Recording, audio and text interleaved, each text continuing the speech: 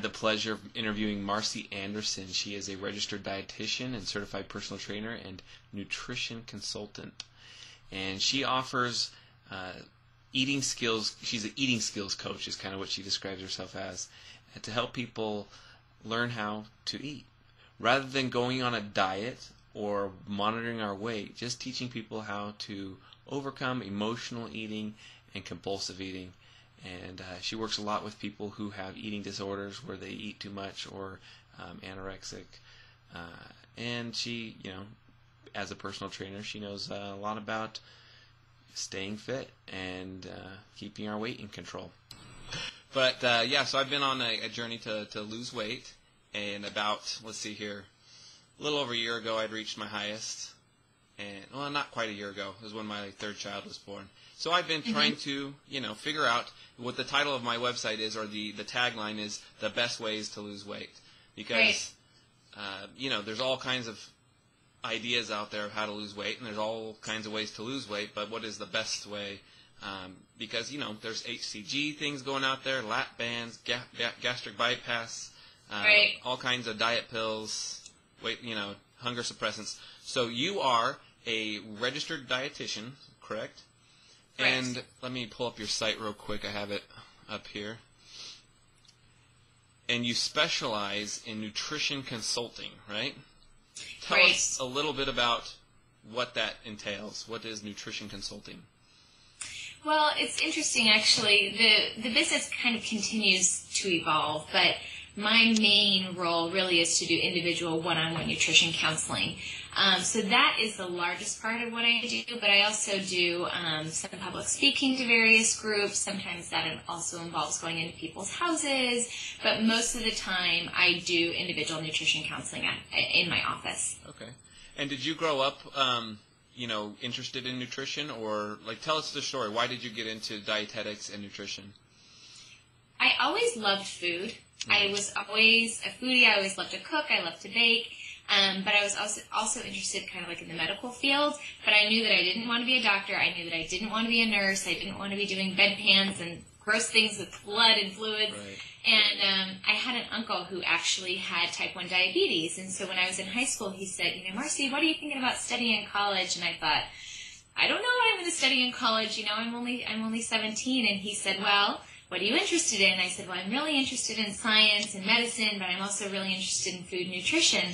And he said, well, why don't you become a dietitian? And he told me about the dietitian that he worked with for his diabetes.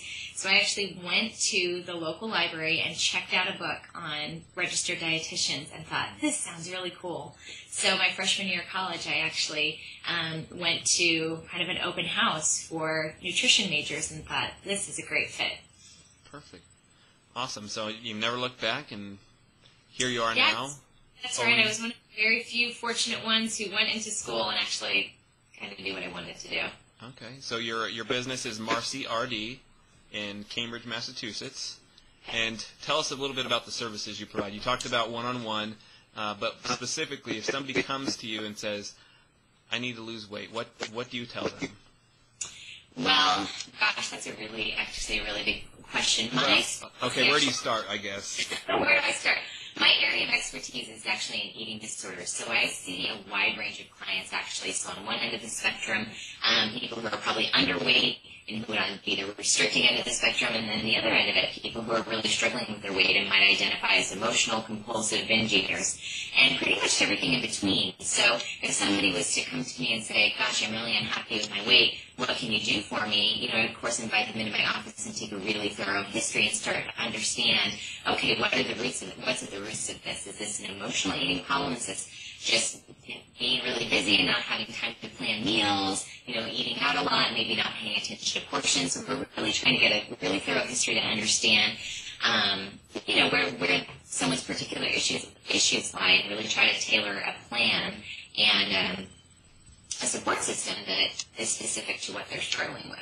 Okay, so it's really tailored, customized tailorization, and that's what I've been finding out, is everybody's different. There's no one diet or one, nutrition plan or exercise plan that's perfect. So tell us a little bit about what types of things you look for in somebody, okay, take me for example. my highest weight was like 250. I'm about 218 now, and I wouldn't say I'm a horrible eater, but I just tend to crave junk food and sweets. And what kind of approaches can somebody like me take to controlling our eating habits? A couple things come to mind. The first thing I would do, and you actually talk about this on your website because I saw this listed in a couple different ways, is that I would have you keep several days of food logs so we can start to look at. I always kind of talk to my clients about wanting to look at patterns, almost as if we're anthropologists. We want to be curious rather than judgmental and get away in the land and understand, what are the things that are contributing to whether it's overeating or eating a lot of things that you feel aren't particularly healthy, and we want to try to look for patterns there. So for people who tend to really crave things like, sweets or high carby type stuff, a lot of times it's actually because they're not eating enough during the day. So that'd be one of the first things I take a look at. Are you eating a solid, balanced breakfast? Are you making time for lunch? Is there an 8-hour gap between lunch and dinner? If yes, you should be eating something. So we kind of look at timing. And I also look at balance in terms of macronutrients. So that's just kind of a fancy word for carbs, fats, proteins. Ideally, we want to be having carbs, fats, proteins at each meal. So I start to look at kind of break down the food choices as well. So timing is the place I always start. Balance in terms of content.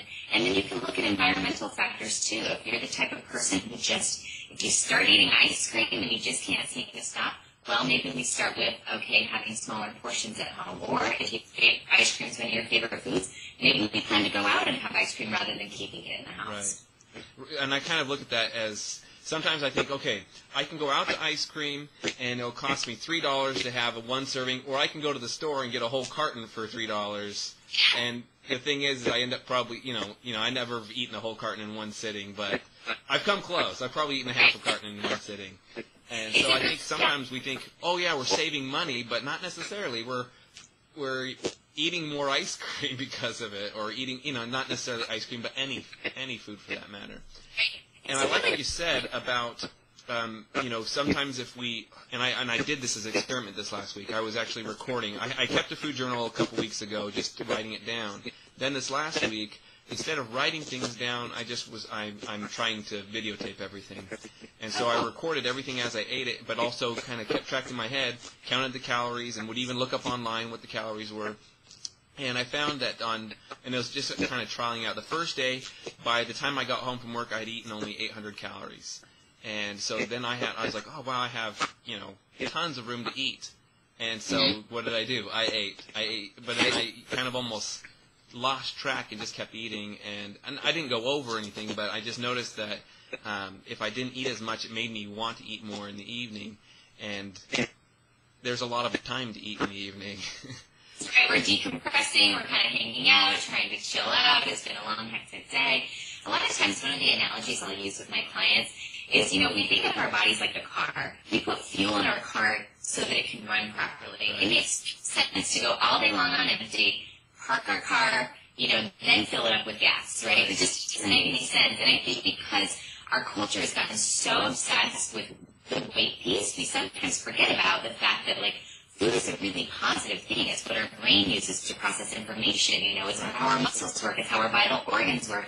We need that fuel. We want to think about fueling for all the things we need to do during the day, as opposed to, racing through all that and saving up all of that good nutrition while we're just kind of decompressing. Right. And our culture, and this is kind of what I was thinking, is our culture tends to think of dinner as the main meal of the day. It's usually the biggest meal of the day. And that kind of doesn't make sense, really. The biggest meal or the most important meal should be breakfast. And we hear that a lot in the nutrition field, is that breakfast is the most important meal. So as I was keeping my journal this last week, I noticed that my breakfast was usually 200 to 300 calories, which is much. And it's usually, and in most breakfast foods that are out there are oatmeal, cereal, toast, starchy type carbs, and very, vegetables. What breakfasts have vegetables in it? And so I was like, okay, well, if I have eggs with some chopped up vegetables in it, that's, you got protein, you got vegetables. But then you get into the donuts and the muffins and all the pastries, and you're starting off the morning the wrong way. So what is the good way? I mean, I mentioned eggs and vegetables, but what are some ideas for breakfast? That's a great question. You actually make a really good point. One of the things that I always encourage my clients to do, because my biggest thing is that you have to find things that work for you. You are an individual, so you've got to find things that work for you. And so I always encourage my clients to do experiments. So try one day. Your typical breakfast is to have a bowl of cereal. Have your bowl of cereal and pay attention to how long does it keep you full for. Right. And when you start sort of, maybe losing energy or start to get hungry again, and then we'll talk about some different things that they can experiment with and see how that works for them. So rather than having a breakfast that only contains carbohydrates, some different things to include would be, okay, in that bowl of oatmeal, throw in some nuts, throw in some, maybe dried fruit, and have a glass of milk with it. See if that changes the picture. Okay, if you really like toast, put on, some peanut butter, and how does that sit for you? If you really like, give me another breakfast food, eggs. Right. Great. Try experimenting with, add some vegetables that are sauteed in olive oil and a piece of toast. See how that works. But start to think about those different food groups. What foods contain protein? You have eggs, you have your nuts, you have nut butters. But of course, there's also like lunch meat. You go to Europe, go to Germany where I used to live, people have half sandwiches for breakfast, which most Americans would never think of, but starting to think outside the box a little. Right. I'm pretty open to anything, And tell me a little bit about like protein shakes. Are protein shakes a good alternative? Well, I don't know that protein shakes have anything that's, magic or make them really, really wonderful unless you really like them. Right. You like flavor. You talk about the cost. There is the cost of buying the special protein powder. But if you like them, if you find they're convenient, and feeling energized, and I think it's a wonderful option. Okay. I think sometimes people get lost in just sort of the illusion that if it's a carefully marketed product, they think it's really something kind of special. Not necessarily. Right. It may be that more than likely it's something that's being marketed to kind of. Right. It kind of reminds me when I was, I've always struggled with weight, but mostly since married, since being married and being busy, much more busy in life. But it reminds me when I was a teenager, I had some struggle with weight, but my parents or somebody in my family was doing a slim fast diet. And I thought, hey, if it's slim fast, it'll help me lose weight, right? So I'd eat my normal meal and then drink a slim fast, and magically it did not make me lose weight. So it kind of just reminded me that the products themselves don't do anything. It's just they can be tools to help you, control your food intake. But mostly look at. If it feels helpful to you. I mean, some people might try, say, a protein shake, and you made a really good point of, say, it's 200, 300 calories. It's probably not going to keep you full for very long, so it might not be as particularly useful. Maybe that'd work better for you as a snack rather than a meal. Right. Perfect. So tell me about your service where you come in home and kind of describe where it almost sounds like you just spend a day with the person. You go shopping with them, you cook with them. Describe to me kind of how that works and how that helps, and what types of things you look at when you're doing that for somebody. Well, I've done it, a huge variety of ways. So I've taken groups and individuals to grocery stores where we kind of just take the lay of the land together. We go to the grocery store that they shop at most regularly, and a lot of times they're just asking me questions about different products, and then I'm sharing with them about different products and different ways that they can use foods that they might not pay attention to. Sometimes we're looking at food labeling, what to watch out for. And one of the things I really like to point out when we're at the grocery store is that the grocery store is a business. Right. They're trying to sell you something, so that can be very distracting. So the importance of kind of going in with a plan, having a list, having kind of thought through, what is it that I'm after here, and, trying not to get too distracted by that. So that's kind of, the way we spend our time in the grocery store. When I go into somebody's house, sometimes we're going through the pantry together and talking about what you want to just have on hand all of the time. Certain items that's really helpful for quick, easy meals.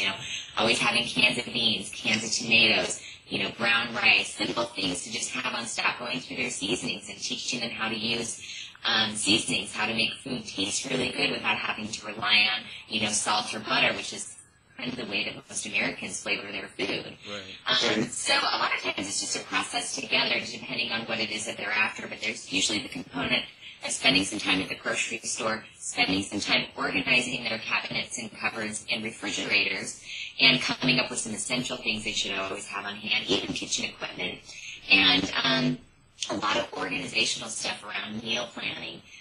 thinking through what recipes do I know how to make, what do I feel comfortable making, what makes sense to cook on a Sunday versus a Wednesday night. And while some of it does sound like really simple stuff, it can get a little bit complicated in the context of life. Everybody's busy, so. Are there any foods that when you go into somebody's house and you see in their cupboards that you say you just need to throw this out, you shouldn't have this in your house? What and maybe if there are, what types of foods are those?